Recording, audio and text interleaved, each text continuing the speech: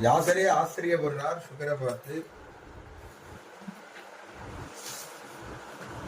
புத்திரேதி தன்மயத்தையா அவதாரம் பண்ணி அப்படி கிளம்பினாராம் காட்டுல. பின்னாடி வியாசர் துரத்தின்றே போறார். புத்ரா புத்ரான்னு கூப்பிட்டான்னா தரதோ அபிநேதுகு என்று அங்கு உள்ள மரங்கள்லாம் என்னன்னு கேட்டுதான். அப்படி அவரோட ஆத்ம சமாதி சர்வ வியாபகமாக இருந்தது அப்படின்னு சொல்றார். அப்பேற்பட்ட சுக்கர் கோதோகணம் மாத்திரம் எல்லார் வீட்லயும் போய் நிற்பாராம். நின்னான்னா அவ ஆத்துல ஏதோ வஸ்து இருக்கா, வரதா, ஏதா போடுறாளா, பகவத்பாதா ஒரு நெல்லிக்காய் வர வரைக்கும் வெயிட் பண்ண. இவரோட நின்னா அவ வரத்துக்குள்ள 2 பாவத ஸ்லோகத்தை வாத்து வாசல கதறிட்டு போயிடுவாராம்.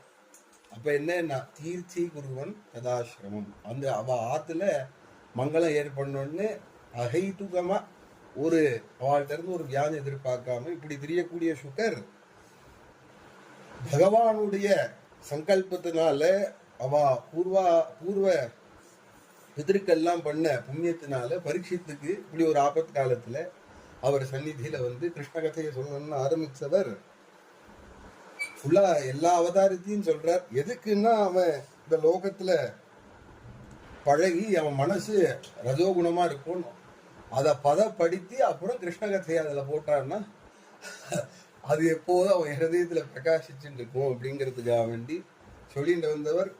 ராமனை பத்தி சொல்லாம இருக்க முடியாதுன்னு ராமாவதாரத்தை நமஸ்கந்தத்துல சொல்லி ராமனை நமஸ்காரம் பண்றார். இப்படி கிளம்பினாரே ரிஷிகளை காப்பாத்தணுங்கிறதுக்காக வேண்டி முள்ளிலையும் கல்லிலையும் பரதன் வந்து பாதுகையும் வாங்கிட்டு போயிட்டார். காட்டுல சொத்தை வாங்கினா தேவையில்ல, காட்டுக்கு போகணும்னு சொல்லிட்டா 14 வருஷம் ரொம்ப தேவை என்னன்னா செப்பல் தான்.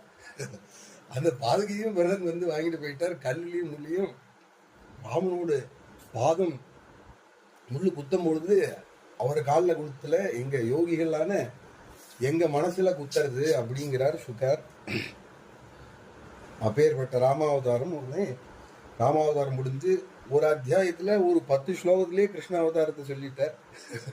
வந்து உட்கார்ந்தது கிருஷ்ணாவதாரத்துக்கு தான்.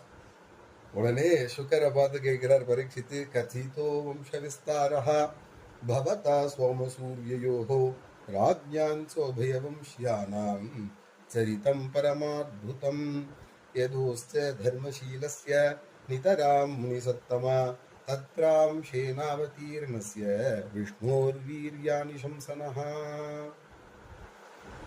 உடனே பகவான் எது வம்சத்தெல்லாம் பத்தி சொன்னேன், பகவானை பத்தி கதைய விஸ்தாரமாக சொல்லுங்கோ அப்படின்னு